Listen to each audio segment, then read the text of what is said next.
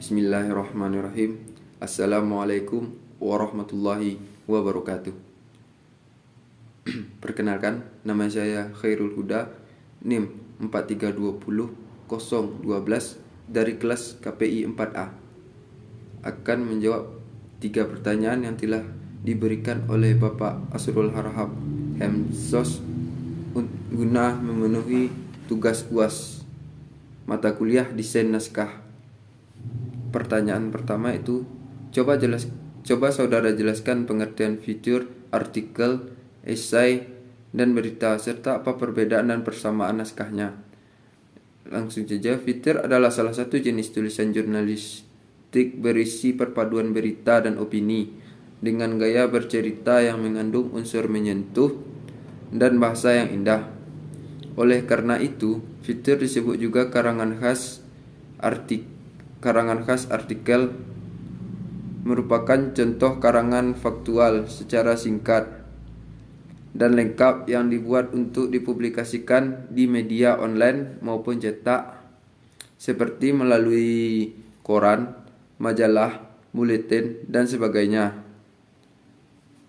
yang bertujuan untuk menyampaikan gagasan dan fakta yang dapat meyakinkan, mendidik, menghibur para khalayak. Esai adalah karangan prosa yang membahas suatu masalah secara sepintas dari sudut pandang pribadi penulisnya, yang di dalamnya berisi tentang opini, pandangan, atau ekspresi pribadi dari penulis mengenai sebuah hal yang sedang terjadi atau berlangsung di masyarakat.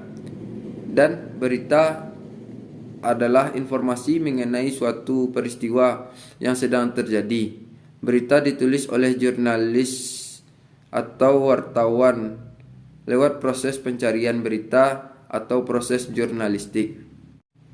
Perbedaannya itu kalau berita tidak mengandung opini dan merupakan peristiwa yang aktual, sedangkan artikel memuat opini yang tetap didasarkan pada fakta dan data. Sedangkan fitur isinya lebih mengutamakan unsur human interest dalam penjelasan data dan faktanya.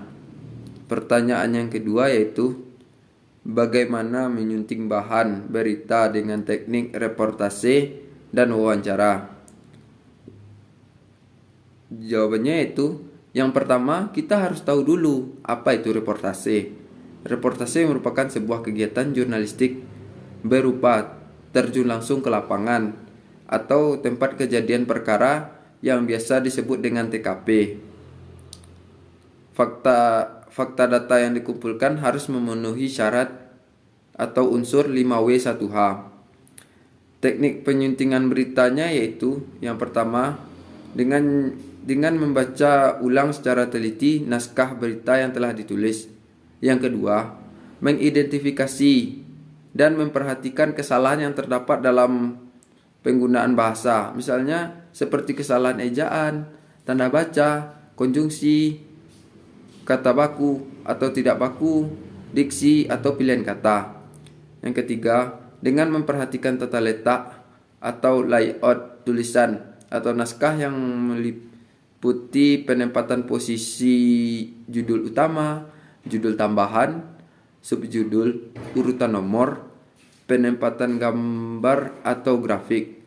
Yang keempat yaitu dengan membaca ulang tulisan atau naskah yang telah disunting sebelum dipublikasikan. Kemudian dengan cara wawancara. Wawancara itu sendiri merupakan liputan berupa proses tanya jawab yang dilakukan oleh satu pihak dan pihak lainnya untuk tujuan tertentu. Teknik penyuntingan bahan berita jenis wawancara sebagai berikut. Yang pertama itu melakukan persiapan seperti menentukan ide, menentukan judul, pemilihan jenis tulisan, membuat sketsa garis besar, dan mengumpulkan bahan. Yang kedua, mendeskripsikan ide sebagai tulisan. Yang keempat, mengoreksi atau memodifikasi naskah. Yang keempat, mengedit tulisan yang dianggap salah.